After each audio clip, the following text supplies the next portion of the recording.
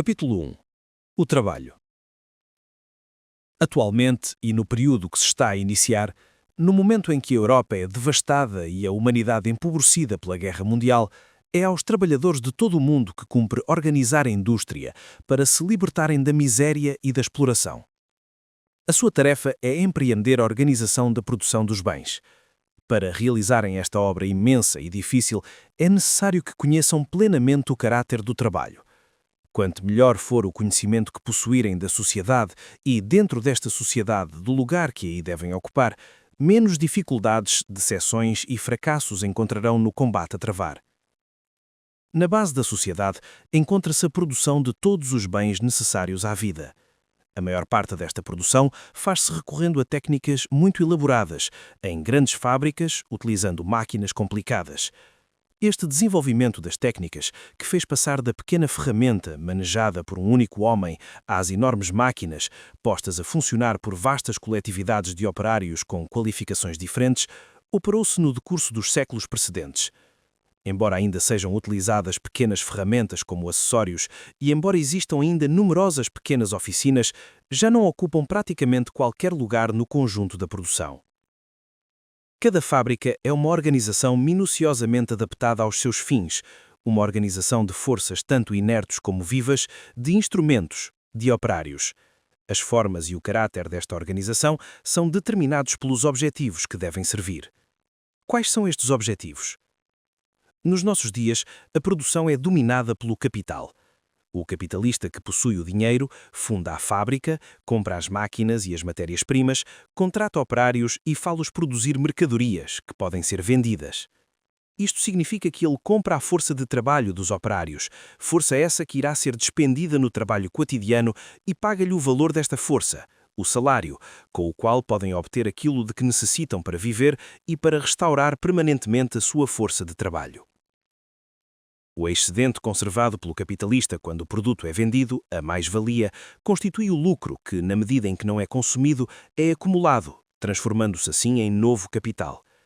A força de trabalho da classe operária pode ser comparada a uma mina. Pela exploração, rende mais do que o que custou. Daí a expressão exploração do trabalho pelo capital.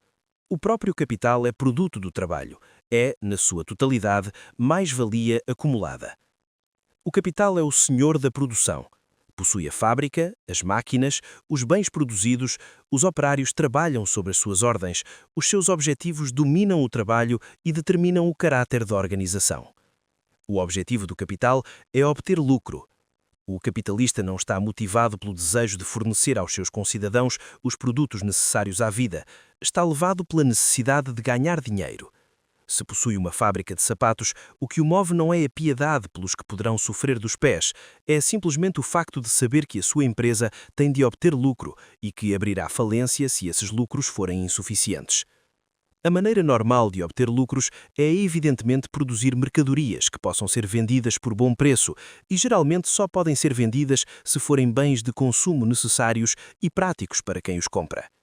Para obter lucros, o negociante de sapatos tem, portanto, de produzir bons sapatos, melhores e menos caros que os concorrentes.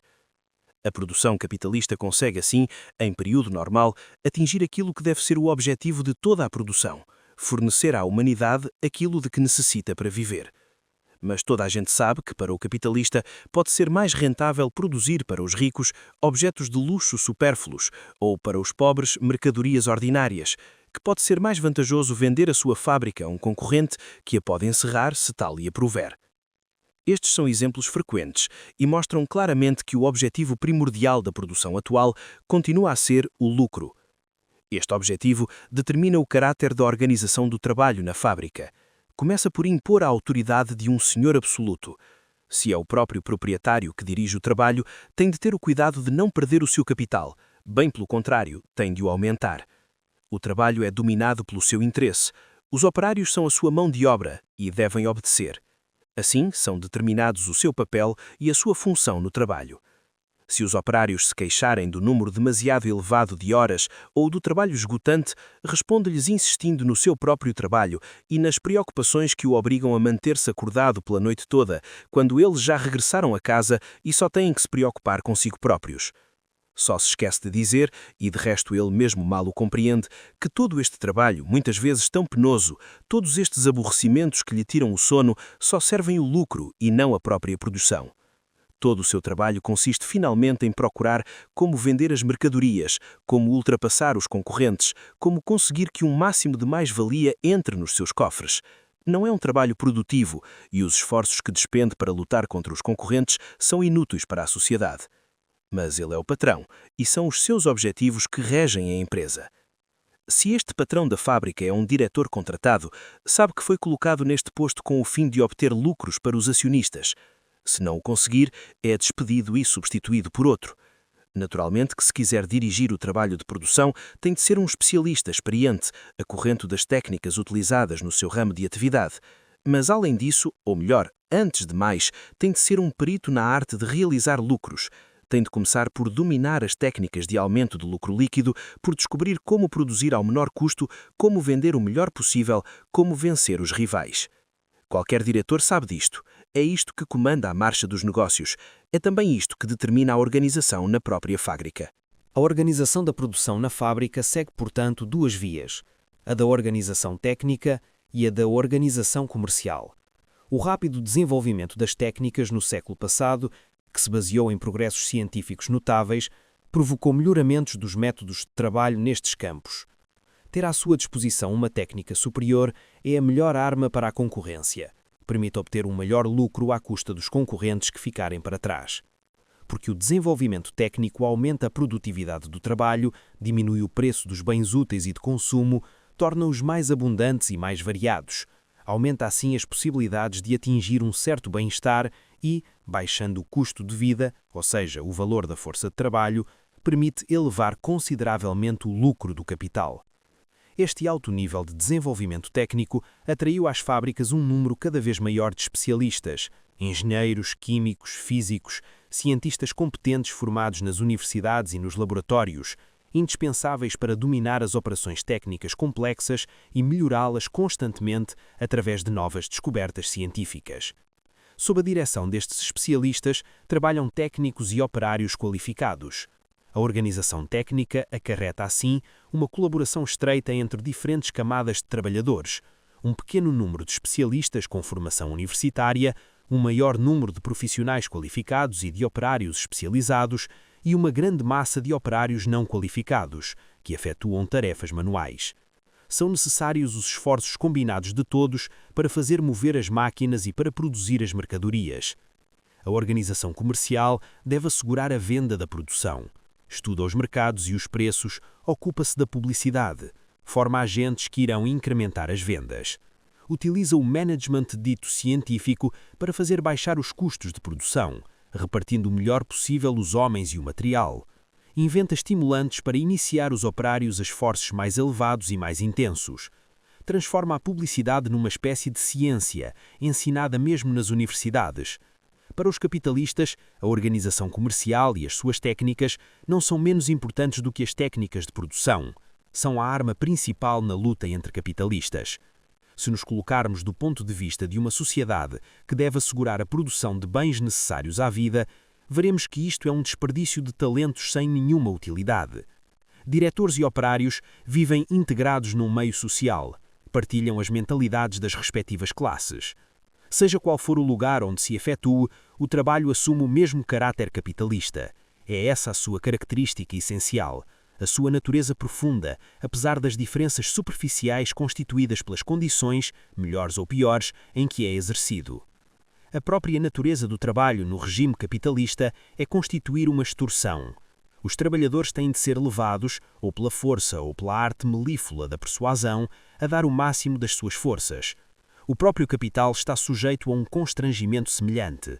Se não for competitivo, se os lucros forem insuficientes, o negócio desmoronar-se-á. Os trabalhadores defendem-se instintivamente desta opressão por meio de uma resistência contínua. Se não o fizessem, se voluntariamente se deixassem arrastar, veriam que lhes seria extorquido muito mais que a sua força de trabalho cotidiana. A sua própria capacidade física de trabalhar seria consumida, a sua força vital ver-se-ia precocemente esgotada. É já o que acontece hoje em dia, pelo menos até certo ponto. seria para eles e para a sua descendência a degenerescência, a destruição da saúde e das forças. Por isso têm de resistir. Mesmo fora dos períodos de conflitos agudos, de greves ou de diminuição de salários, cada oficina, cada empresa é palco de uma guerra silenciosa e permanente, de uma luta perpétua feita de pressões e de contraofensivas. Nos altos e baixos desta luta estabelecem-se determinadas normas de salários, de tempo de trabalho, de cadências, que se situam no ponto limite entre o tolerável e o intolerável. Se estas normas forem intoleráveis, toda a produção será afetada.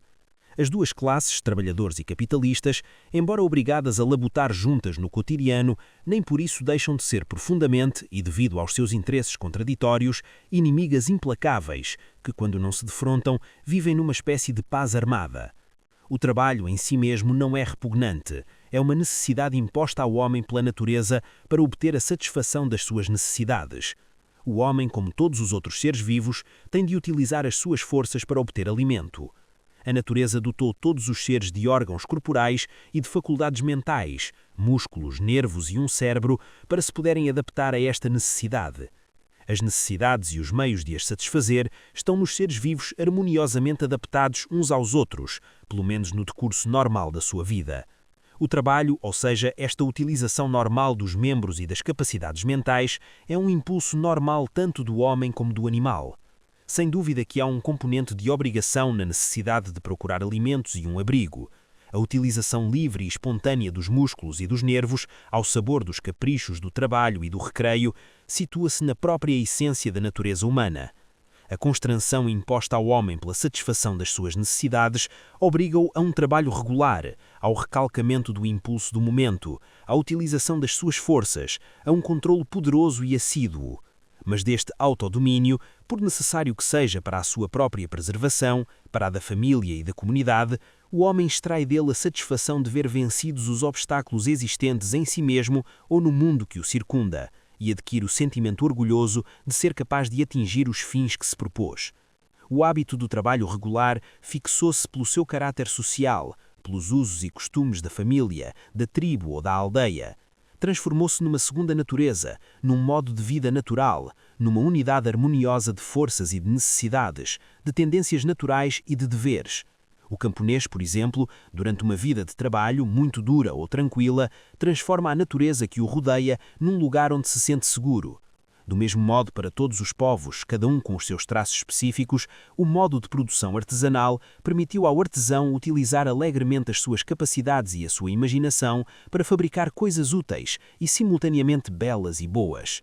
Tudo isto foi destruído quando o capital se transformou no senhor do trabalho. Com a produção para o mercado, para a venda, os bens transformam-se em mercadorias que, além da utilidade que assumem para o comprador, possuem um valor de troca que, de algum modo, corresponde ao trabalho realizado para as produzir. Este valor de troca determina o dinheiro que rende a venda. Outrora, um operário que trabalhasse um tempo razoável, salvo nos casos excepcionais em que se podia exigir dele um esforço violento, podia produzir o suficiente para viver. Mas o lucro capitalista é constituído precisamente por aquilo que o operário produz para além do que necessita para viver. Quanto maior for o valor daquilo que produz e quanto menor for o valor daquilo que consome, mais importante será a mais-valia confiscada pelo capital. Daí que as necessidades vitais do operário sejam reduzidas, que o seu nível de vida seja baixado o mais possível, que o tempo do trabalho seja aumentado, que as cadências sejam aceleradas. O trabalho perde totalmente o antigo caráter de utilização agradável do corpo e dos membros. Transforma-se numa calamidade e numa degradação. É este o seu verdadeiro caráter, sejam quais forem as disposições introduzidas pelas leis sociais e pela ação sindical, ambas decorrentes da resistência desesperada dos trabalhadores face a uma degradação insuportável. Mas tudo quanto podem esperar desse lado é conseguir fazer passar o capitalismo do estádio do absurdo poder total ao da exploração normal. Mesmo neste último caso, o trabalho, sob um regime capitalista, conservará sempre o seu caráter intrínseco de servidão penosa e desumana. Para não morrerem de fome, os trabalhadores são obrigados a pôr as suas forças à disposição de uma direção que lhes é estranha, para lucros que lhes são estranhos, num fabricar desinteressante de coisas desinteressantes ou de má qualidade. Forçados a dar o máximo que o corpo esgotado pode dar, os trabalhadores gastam-se antes do tempo. Economistas ignorantes, que não conhecem a verdadeira natureza do capitalismo, só veem a profunda aversão dos operários pelo seu trabalho e concluem daí que o trabalho produtivo, pela sua própria natureza, é repugnante para o homem e deve, portanto, ser imposto, a bem ou ao mal, à humanidade através dos mais severos constrangimentos. Evidentemente, este caráter do trabalho nem sempre é conscientemente percebido pelos trabalhadores. Por vezes, reaparece igualmente o caráter primitivo do trabalho, esse impulso instintivo para a ação geradora de satisfação. Em particular, jovens trabalhadores, ignorantes da natureza do capitalismo, ambicionando mostrar as suas capacidades, impacientes por se verem reconhecidos como operários plenamente qualificados, sentem em si uma espécie de força de trabalho inesgotável.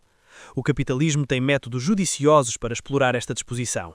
Só mais tarde, quando surgem cada vez maiores as preocupações e as obrigações familiares, é que o operário se vai sentir apanhado entre os constrangimentos e os limites das suas forças, acorrentado por inexoráveis obstáculos que não consegue libertar-se.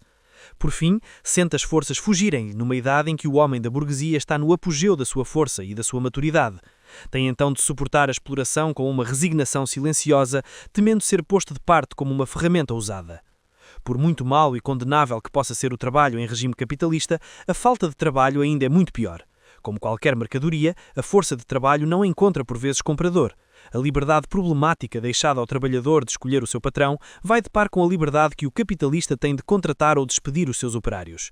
O desenvolvimento contínuo do capitalismo, a criação de novas empresas, o declínio e a falência das mais antigas dispersam permanentemente os trabalhadores. Aqui reúnem-se grandes massas de trabalhadores, aqui lá despedem-se. No fundo, devem considerar-se muito felizes quando são autorizados a deixarem-se ser explorados. Dão-se então conta de que estão à mercê do capitalismo. Só com o consentimento dos patrões têm acesso às máquinas, essas máquinas que esperam por eles para poderem funcionar. O desemprego é o pior flagelo da classe operária. É inerente ao capitalismo. É uma calamidade que ressurge sempre. Acompanha as crises e as depressões periódicas que, durante todo o domínio do capitalismo, destroçaram a sociedade a intervalos regulares e que são uma consequência da anarquia da produção capitalista. Cada capitalista, enquanto senhor independente da sua empresa, é livre para a dirigir como muito bem entende, para produzir o que lhe parece lucrativo ou para fechar a fábrica quando os lucros diminuem. Em oposição à organização minuciosa que reina no interior da fábrica, há uma falta absoluta de organização da produção social global. O rápido crescimento do capital, resultado da acumulação dos lucros, a necessidade de encontrar lucros também para este novo capital, conduzem a um aumento rápido da produção. Esta inunda assim o mercado com produtos invendáveis. Depois vem a queda, que não só reduz os lucros e destrói o capital supérfluo, como ainda expulsa das fábricas exércitos de trabalhadores, abandonando-os unicamente aos seus recursos, ou uma caridade irrisória. Nessa altura, os salários diminuem, as estreques são ineficazes, a massa de desempregados pesa muito nas condições de trabalho.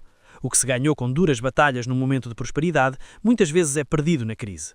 O desemprego sempre foi o principal obstáculo ao aumento contínuo do nível de vida da classe operária.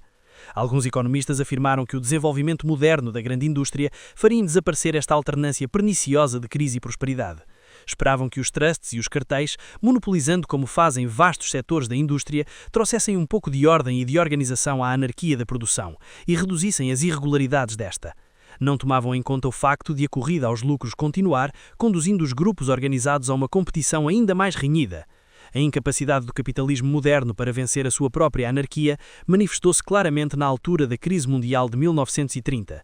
Durante longos anos, pareceu que a produção se havia definitivamente desmantelado. Em todo o mundo, milhões de operários, de camponeses e até de intelectuais viram-se reduzidos a viver de socorros que os governos eram obrigados a prestar-lhes. A crise da atual guerra decorre diretamente desta crise de produção. Esta crise orientou os holofotes da história para o verdadeiro caráter do capitalismo e para a impossibilidade de o fazer durar. Para milhões de pessoas era já impossível obter o estritamente necessário. Havia milhões de operários em plena posse das suas forças que só procuravam trabalho. Havia milhões de máquinas, em milhares de fábricas, à espera de serem postas a funcionar para produzirem mercadorias em abundância. Mas isso não era permitido. O direito de propriedade capitalista sobre os meios de produção erguia-se entre os operários e as máquinas. Este direito de propriedade, defendido se necessário pelas forças da polícia e do Estado, impedia os operários de tocarem nas máquinas e de produzirem aquilo de que a sociedade e eles próprios necessitavam para viver. As máquinas a enferrujar-se-iam paradas, os trabalhadores passariam a vaguear desocupados e a aguentar a sua miséria. Porquê?